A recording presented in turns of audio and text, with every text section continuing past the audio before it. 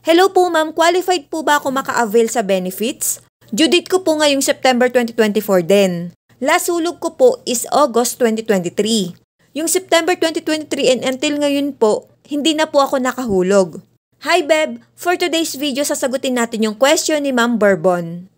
Beb, kung ang EDD mo ay September 2024 at para malaman kung ikaw qualified sa maternity benefits, i-exclude natin ang semester of contingency mo na mula April 2024 to September 2024. Now, ang magiging qualifying months mo ay mula April 2023 to March 2024. Diyan po magsiselect ng at least 3 to 6 highest monthly salary credits at syempre dapat may hulog ka sa nasabing qualifying period para makompute ang maternity benefits mo. Nabanggit mo na ang last hulog mo ay August 2023 at I assume na may hulog din ang April 2023 to July 2023.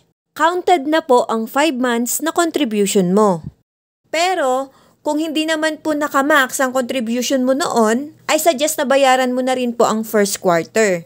Dahil pwede pa po kayong magbayad ng January 2024 to March 2024. Kung kaya mo ng 2,800 per month for the total of 8,400 na contributions, mas okay po. At make sure na mabayaran mo ito bago matapos ang March 2024 para iwas late payment. Ang possible na additional maternity benefits mo kapag nabayaran mo ang first quarter ng 2,800 monthly ay 35,000. Sana ay nasagot ko ang iyong katanungan. Thank you and God bless. Follow for more.